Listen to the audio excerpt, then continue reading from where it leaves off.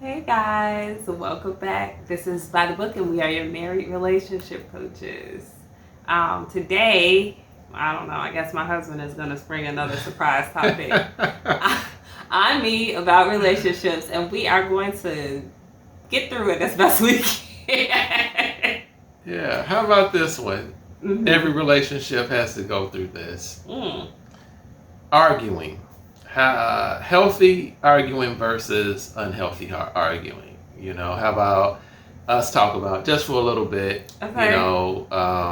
our experience as far as, having a healthy dialogue and when we have disputes. Yeah, okay. All right. I don't know exactly how to approach that, but I'll start with saying maybe I'll list the number one thing I think you shouldn't do. Mm-hmm. Like maybe we can do a do's and don'ts. Do's and don'ts. I like that. Okay. I like that. So I'll say for a don't yell. Don't raise your voice. Try to maintain a level, head, a level tone. It's disrespectful to yell. It can be intimidating to yell. And I can just about guarantee that in every situation, it's going to put the other person on the defensive, which is going to have the least likely level of success when you're trying to come to a resolution. So that would be my number one don't. Don't. Okay. I like that. And I don't like to be yelled at, period. Even if I'm in a grocery store and I'm in the aisle, don't yell at me. What if I can't get your attention? I don't like Hey! it. I don't like it. Don't yell at me. Save that for the kids. I don't know. Don't yell at me. So if I pick up an orange and hit you in the back of the head with it, I'll throw it down. I was trying to get your attention, but you didn't want me to. Yeah, I agree with you, yelling. How about name calling? Someone calls you any and everything other than a child of God. How disrespectful that. The way I feel about it is God, well, how about this? Your parents gave you a name. Mm-hmm. And they did not name you any of those other words that people use when they get angry. Yeah. And so no name calling. It should never be a part of your dialogue. It's just tearing the person down. Yeah, and I think it goes along the same thread with yelling, where it's disrespectful, it puts the other person on the defensive. It stops it from being a productive conversation and it becomes a war. Yes. Which nobody's winning, least of all the relationship. So yeah, I would agree with you with that. I think don't I don't know the best way to word this, but don't go like tit for tat. Like I did this, you did this, or I did this and you didn't do that. Like starting to stack up, a pile of ideas and I'm so great and you're so not against someone is probably one of the least effective ways to communicate. Yeah. Because most likely, I feel like most arguments result from a miscommunication or misunderstanding, less than, it has to do with somebody purposefully hurting the other person. So if I took something, a certain type of way, but you didn't intend it that way, that can still result in an argument. My best way to approach that is not going to be to say all the great things that I did for you, and after everything I've done for you, how could you do this? To me, because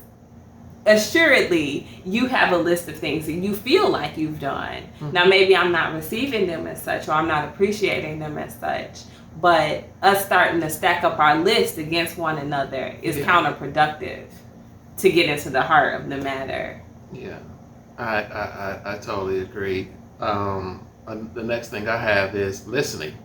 Or if we're going for the opposite side. Yeah, we were doing don'ts. Not listening. Okay. Okay, not listening. Okay. Because in an argument, a lot of people want to hurry up and get their next little line out. Their next point, basically. So scoring points. Scoring points. Mm-hmm. And so you're not listening really to what this person is saying.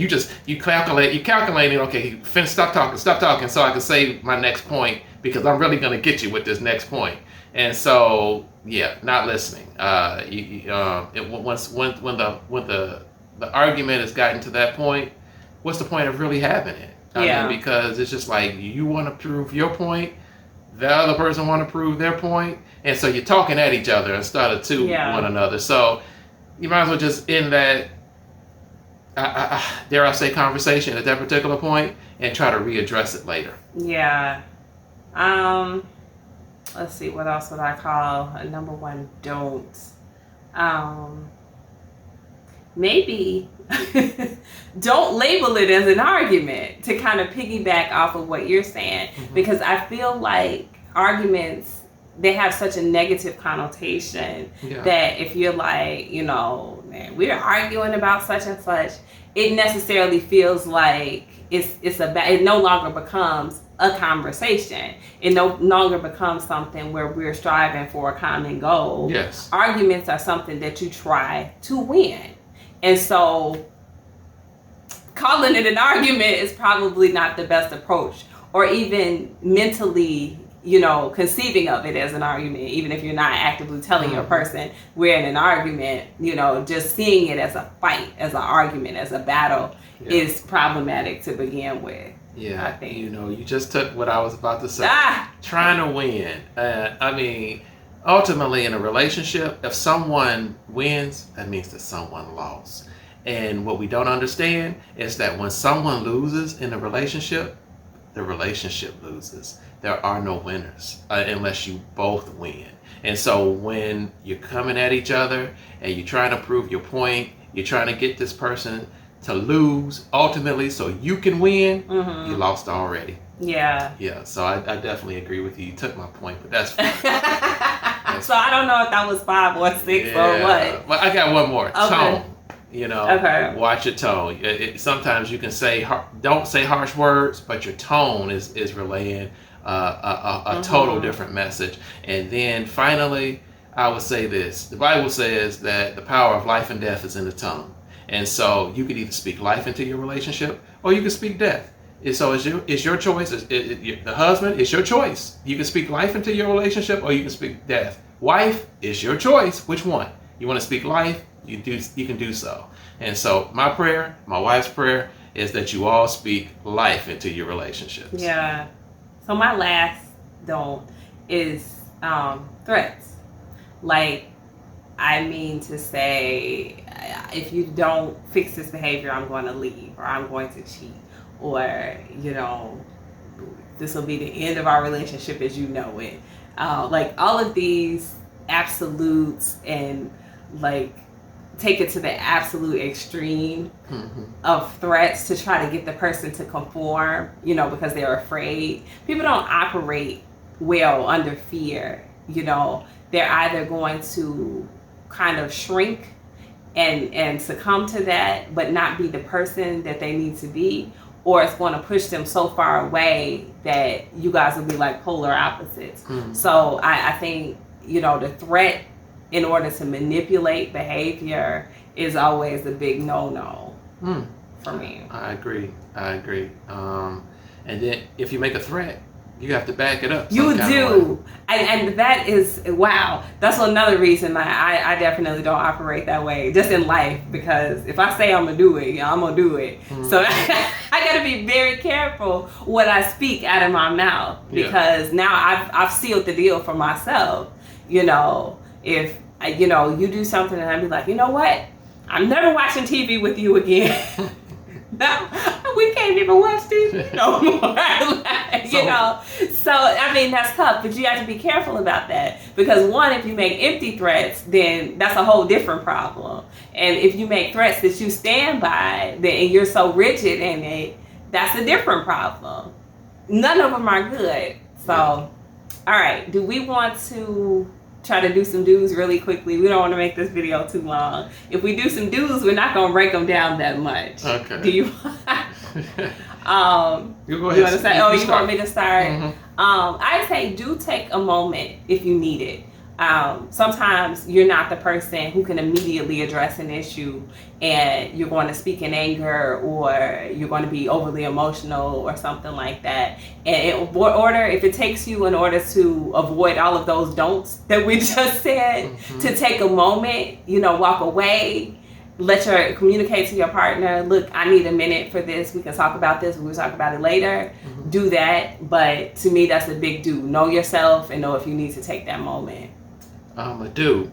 If it's a situation or a topic that you can't solve yourself, first of all, let me give you the don't. Don't run to family members. Absolutely not. We don't. I know, but I'm gonna tell you who to run to. Yeah. Get yourself a counselor or a therapist, pastor, whoever, someone. If you need a third party to help you navigate your relationship problems. And so just sometimes things are overwhelming, and how do you say, you can't see the trees for the forest, or you can't see the forest for the trees? However you say it, you're too close to it, so you need a person to help navigate it. So do that, okay? Yeah. To piggyback off of that just a little bit, I would say do pray together, or attack it jointly. Whatever the issue is, it can be bonding to pray together. It can be bonding, to kind of just align yourselves together rather than find the things that are, problematic with one another. Yeah, we've got those things, but this is something we're going to do together. Yeah. We can get that part right. I love that. Attack the problem and not each other. That's some really good advice. Yeah, that's the condensed version of what I was trying to say. I really like that.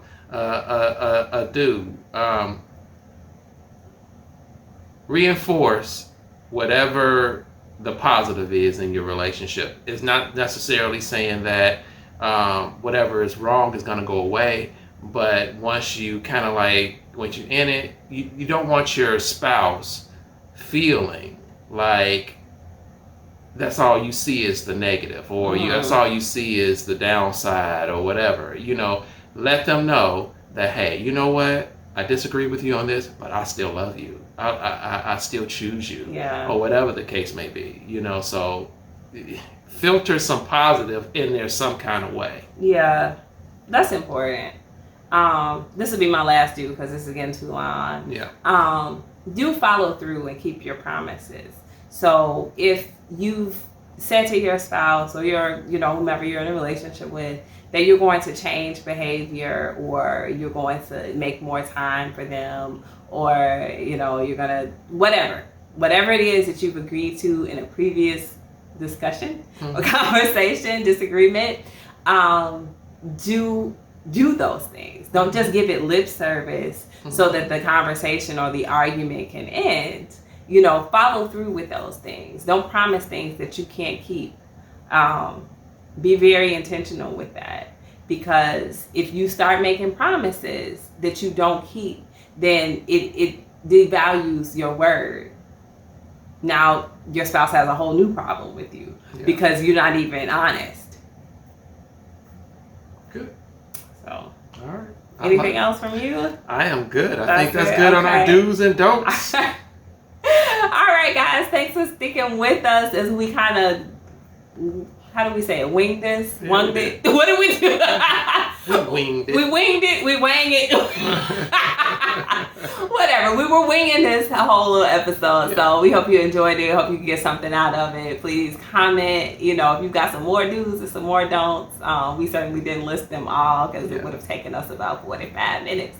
So maybe we'll come back and do another episode on this at another time. Yeah. Y'all let us know how you like this video. We can wing some more of them. Yeah.